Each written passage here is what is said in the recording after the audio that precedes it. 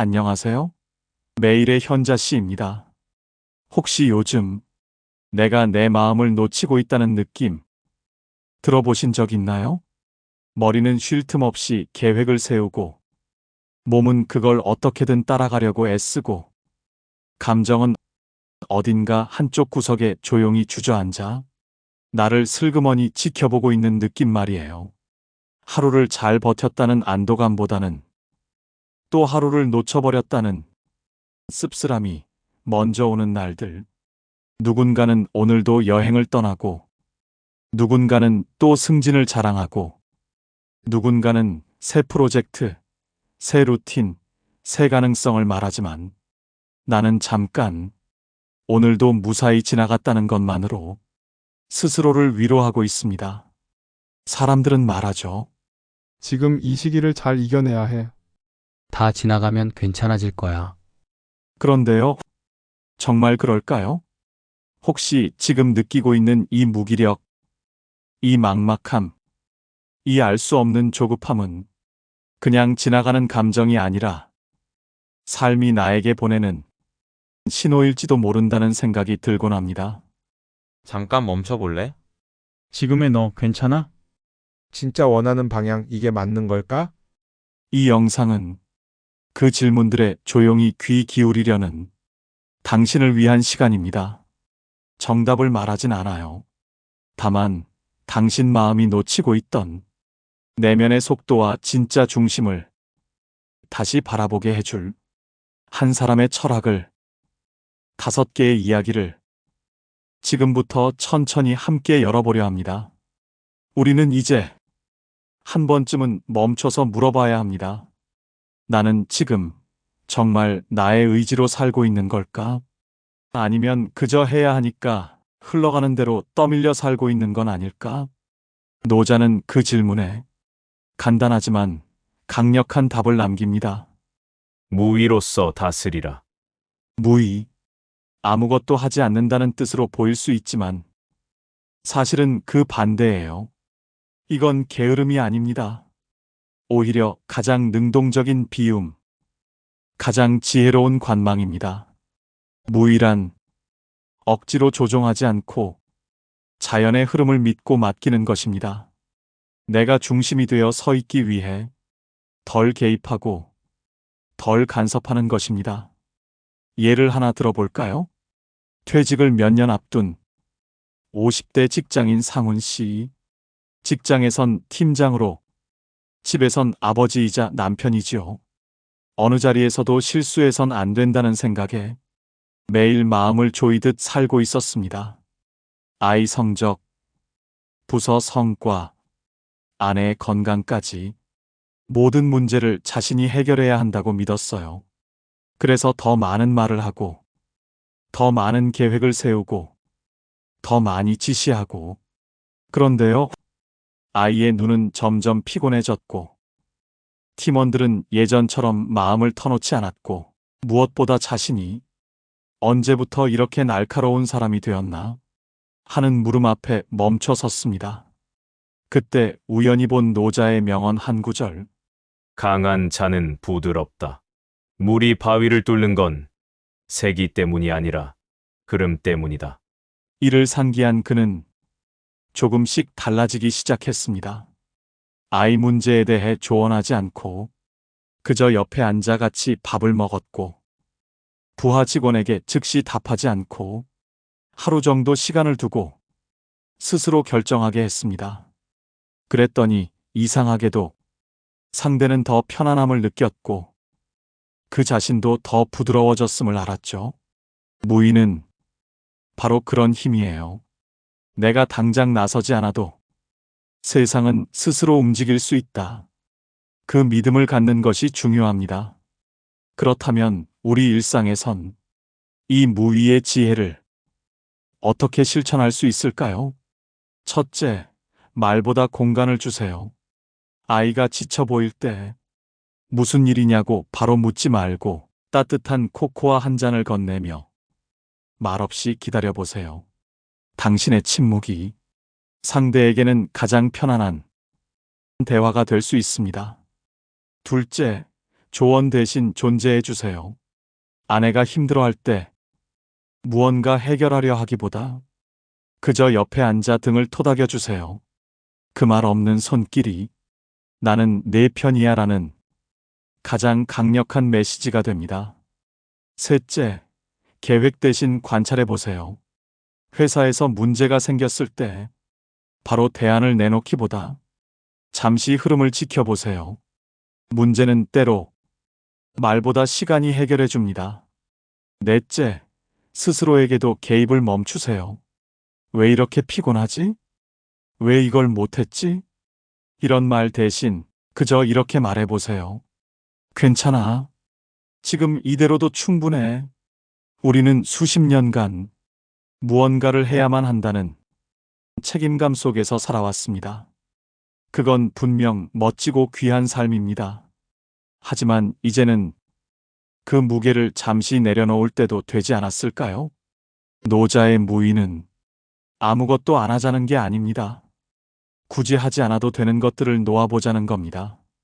그 여백 속에서 당신의 삶은 더 가볍고 더 자연스럽고 무너지지 않는 중심을 찾아갈 수 있습니다.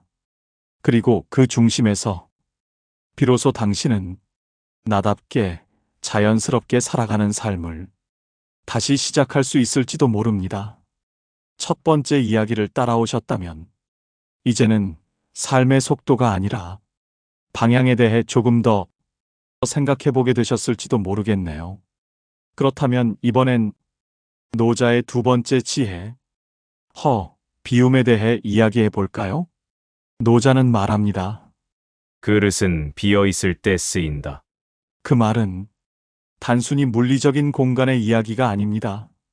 마음도, 일상도, 관계도 비어 있을 때 비로소 쓸모가 생긴다는 뜻입니다. 50대 중반의 정희 씨는 지금까지 참 잘 살아왔습니다.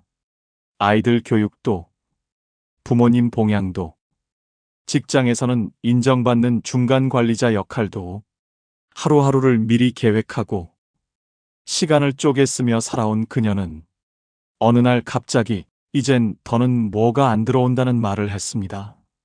보고서를 읽어도, 사람 말을 들어도, 뉴스를 봐도 귀와 마음에 아무것도 담기지 않는 느낌이랄까요. 그녀는 말했습니다. 내 안에 공간이 없어요. 누가 뭘 더 넣으려고 하면 넘쳐서 쏟아지기만 해요. 그걸 들으며 문득 노자의 말이 떠올랐습니다. 비움이 곧 쓸모다. 그릇이 꽉 차 있으면 아무리 귀한 것도 들어올 수 없죠. 우리는 자꾸 무엇인가를 더 채워야 한다고 배웠지만 사실은 그 반대일지도 모릅니다. 채우는 것이 삶의 본능이라면 비우는 것은 삶의 지혜입니다. 그렇다면 우리는 지금 이 시대에 어떻게 비움을 실천할 수 있을까요? 첫째, 아무것도 안 하는 시간을 하루에 딱 10분만이라도 만들어 보세요. 핸드폰도 끄고, TV도 끄고, 심지어 책도 내려놓고, 그냥 멍하니 창밖을 보는 시간을 가지는 거예요. 그게 게으름 같아 보여도 그 10분이 하루 전체의 감정을 다르게 만들어줍니다. 둘째, 말 대신 침묵을 선택해 보세요. 누군가 고민을 털어놓을 때 바로 답하려 하지 말고 그저 고개를 끄덕이며 들어주는 거예요. 상대는 말보다 공간을 통해 스스로 정리해 나가게 됩니다. 그 공간을 줄 수 있는 사람이 진짜 위로를 주는 사람입니다. 셋째, 감정의 과잉을 비워보세요. 누군가에게 서운한 일이 생겼을 때 그 감정에 휩싸이기보다 종이에 한번 써보세요. 한번 써보고 그 종이를 접어 서랍에 넣는 것만으로도 마음의 파도는 한결 잔잔해집니다. 넷째, 디지털 공간을 비워보세요. 특히 40대에서 60대 시청자분들, 요즘은 카카오톡 단체방만 봐도 머리가 아프다는 분들 많으시죠? 하루에 단 한 번 모든 알림을 꺼두는 디지털 단절 시간을 가져보세요. 그 시간엔 연락을 못 받아도 괜찮다고 스스로 허락해보는 거예요. 그게 진짜 자신을 존중하는 방법입니다. 이렇게 작은 비움의 시간들이 하루하루 쌓이다 보면 내 안에 여백이 생기고 그 여백이 나를 숨쉬게 만듭니다. 노자는 그걸 알았습니다. 채워야 보이는 것이 아니라 비워야 보이는 것들이 있다는 걸요. 당신이 지금 답답함을 느낀다면 그건 더 많이 알아야 해서가 아니라 더 많이 비워야 할 때가 왔다는 신호일지도 모릅니다. 그리고 그 비움 속에서 우리는 다시 진짜 소중한 것을 담을 수 있게 됩니다. 그것이 바로 노자의 두 번째 지혜. 비움의 철학입니다. 삶의 쓸모는 가득 채우는 데서 오는 것이 아니라 텅 빈 그릇처럼 준비된 나에게서 피어난다는 것. 잊지 마세요. 오늘 당신은 무엇을 하나 덜어낼 수 있나요? 하나를 더하기보다 하나를 덜어내는 용기. 그것이 오늘의 시작일지도 모릅니다. 우리는 어릴 때부터 이렇게 배워왔습니다. 흔들리면 안 돼. 강해야 해. 절대 지면 안 돼. 그래서 점점 딱딱해졌습니다. 감정은 숨기고 약한 모습은 감추고 무너질까 두려워 더 단단해지려 했습니다. 그런데요, 정말 강한 것은 단단한 걸까요? 아니면 부드러운 걸까요? 노자는 말합니다. 부드러움이 강함을 이긴다. 가장 부드러운 것이 가장 단단한 것을 뚫는다. 왜 그럴까요? 나무를 보세요. 너무 단단한 나무까지는 바람에 부러지지만 대나무는 바람에 휘어도 다시 일어섭니다. 물이 바위를 뚫는 건 세기 때문이 아니라 흐르고 스며들고 기다리는 힘 때문입니다. 40대 후반의 준호 씨는 회사에서 센 사람으로 통합니다. 의견도 강하고 말도 똑부러지게 하죠. 그런데 점점 주변 사람들이 그를 피하기 시작했습니다. 회의에서도 다들 조용하고 회식 자리에서도 누가 먼저 말 붙이지 않습니다. 그는 말합니다. 나는 팀을 위해 정확히 말했을 뿐인데 왜 자꾸 나만 따로인 느낌이 들까요? 그 이유는 어쩌면 단단함은 사람의 마음을 지키는 데는 별로 도움이 되지 않기 때문입니다. 때로는 강한 논리보다 한마디의 공감이 더 큰 울림을 줍니다. 그렇다면 부드러움은 어떻게 실천할 수 있을까요? 첫째, 감정을 숨기지 말고 다루는 연습을 해보세요. 화내면 약한 사람 같아서, 눈물 보이면 안 될 것 같아서, 그렇게 감정을 눌러온 결과 어느 날 갑자기 폭발이 되어버리죠. 부드러움은 감정을 억누르는 게 아니라 천천히 꺼내어 들여다보는 태도입니다. 지금 좀 속상하네. 이 말에 서운했어. 그 말 한마디가 당신을 약한 사람이 아니라 사람다운 사람으로 만들어줍니다. 둘째, 모른다고 말하는 용기를 가져보세요. 모든 걸 다 아는 척, 다 통제하는 척 할 필요 없습니다. 그건 나도 잘 몰라요. 같이 알아볼까요? 이 말 한마디가 사람과 사람 사이를 더 가깝게 만들어줍니다. 누구나 실수하고 누구나 모를 수 있습니다. 그러니 강한 척보단 진심이 훨씬 강력합니다. 셋째, 스스로를 대하는 말투를 부드럽게 바꿔보세요. 왜 또 이걸 못했어? 내가 왜 이 모양이지? 이런 말 대신 오늘도 버텼네, 수고했어. 지금은 좀 쉬어도 괜찮아. 그 말이 삶의 분위기를 바꿔놓습니다. 내가 나를 다정하게 대할 때 다른 사람에게도 여유가 생기기 시작하거든요. 노자는 말했습니다. 강한 것은 오래가지 못하고 무른 것이 살아남는다. 인생이란 긴 흐름에서 정말 오래가는 건 유연함입니다. 혹시 요즘 강한 척 하느라 더 힘들지는 않으셨나요? 부드럽게, 조금은 느슨하게, 내 마음의 속도에 맞춰 살아도 괜찮습니다. 말을 아껴서가 아니라 마음을 품기 위해 침묵할 수도 있고 눈물을 보였다고 해서 약한 게 아니라 살아있다는 증거일 수 있습니다. 이제는 스스로에게 말해주세요. 나는 부드러워질수록 단단해진다. 그것이 바로 노자의 세 번째 지혜 부드러움의 힘입니다. 우리는 자꾸 큰 것을 바라보며 살아갑니다. 크게 성공하고, 크게 성취하고, 큰 의미를 남기라고 말하죠. 광고 속에서도, 뉴스에서도, SNS에서도 늘 무언가 커야만 가치 있는 것처럼 이야기합니다. 하지만 노자는 말합니다. 작은 것이 아름답다. 크고 복잡한 것엔 반드시 망함이 따르고 작고 단순한 것은 오래 간다. 이 말이 요즘처럼 빅사이즈의 삶이 당연해진 시대에 조용히 울려 퍼지는 이유는 사실 우리 마음은 알고 있기 때문입니다. 진짜 중요한 건 한 번에 폭발하는 불꽃보다 작게 오래 타는 촛불이라는 것을요. 40대 직장인 민정 씨는 주말이면 늘 큰 변화를 꿈꿉니다. 이번 주말엔 정리도 싹 하고 독서도 하고 마음도 좀 리셋해야지 하고요. 그런데 매번 계획만큼 되질 않죠. 그래서 그는 스스로를 자책합니다. 나는 왜 이 정도도 못 해낼까?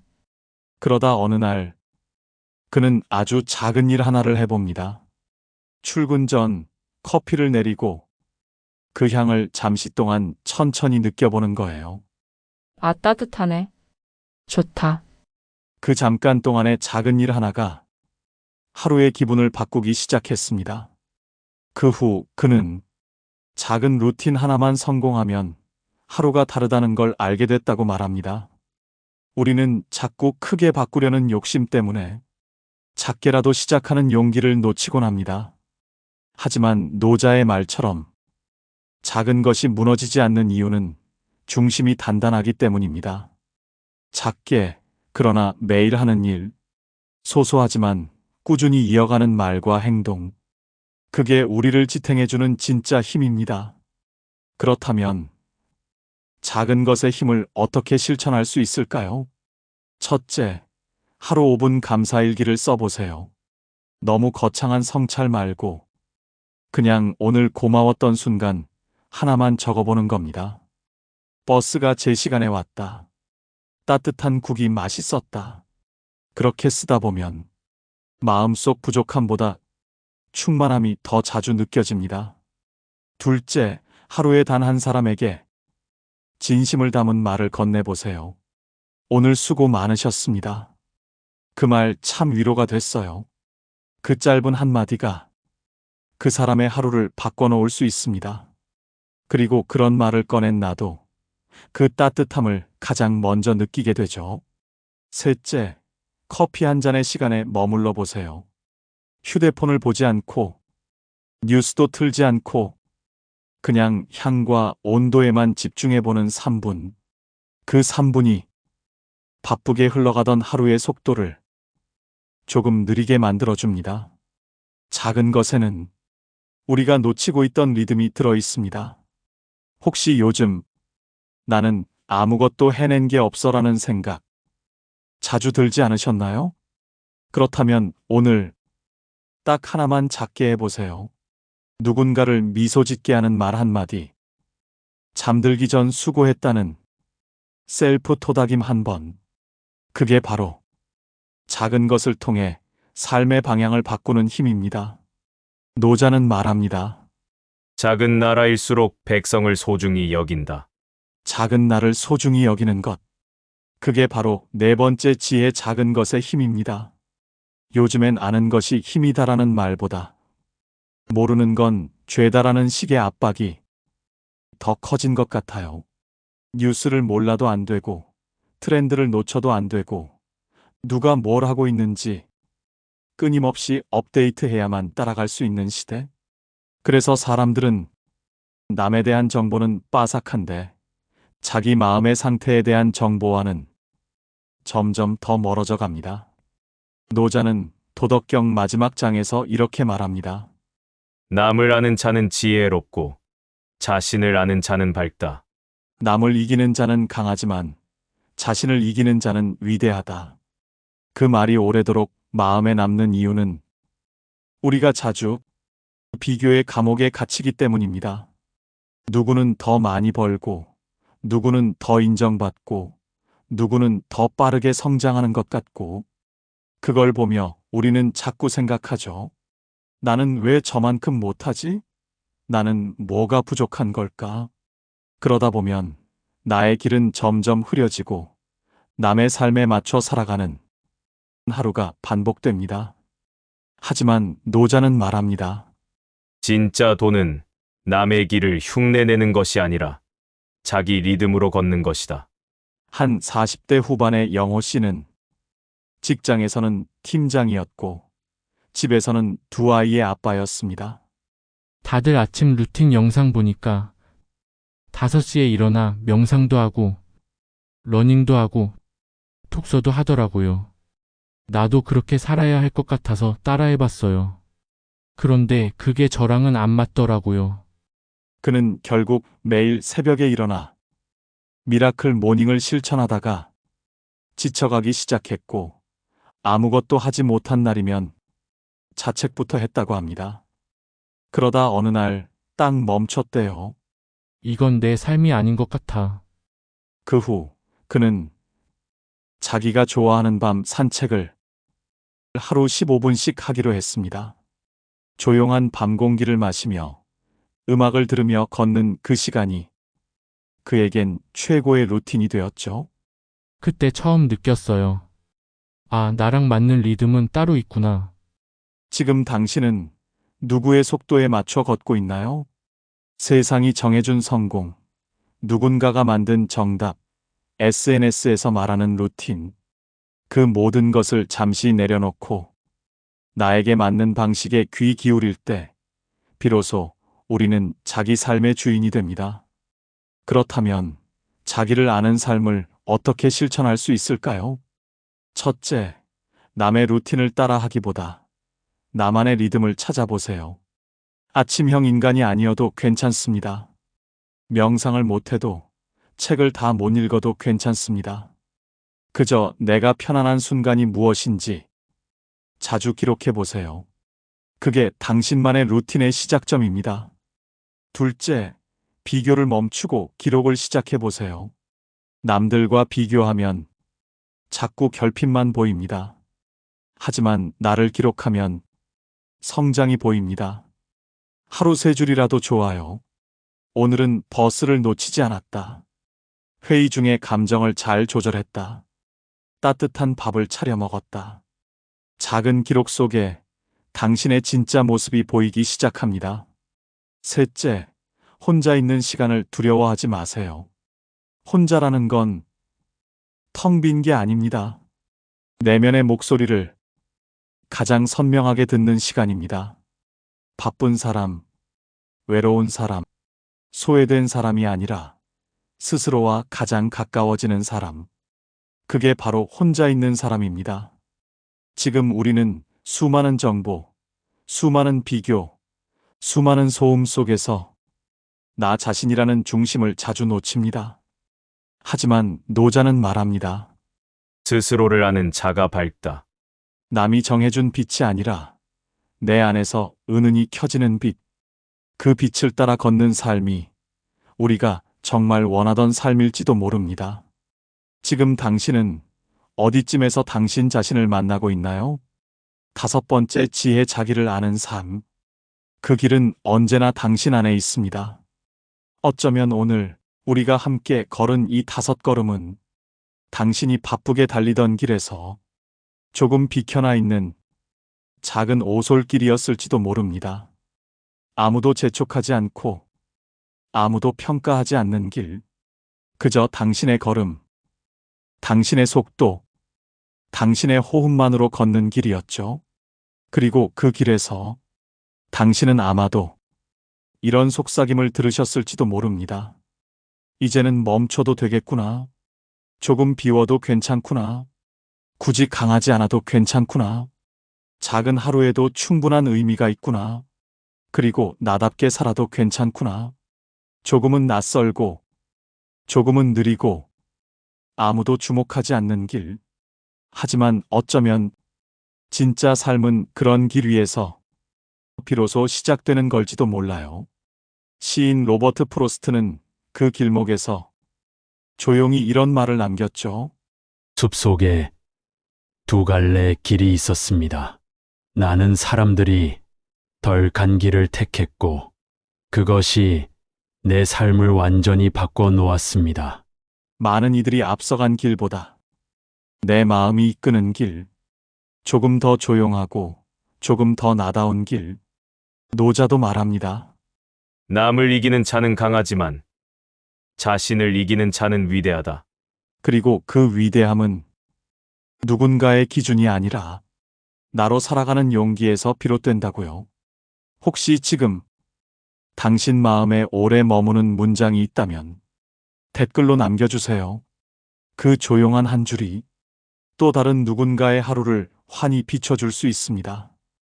그리고 이 영상이 당신에게 작은 쉼과 도움이 되었다면 좋아요와 구독 부탁드려요. 지금까지 당신의 삶을 함께 산책한 매일의 현자 씨였습니다. 고맙습니다. 그리고 당신은 당신이 택한 그 길 위에서 오늘도 충분히 괜찮은 하루를 잘 살아내고 계십니다. 당신이라는 우주의 경의를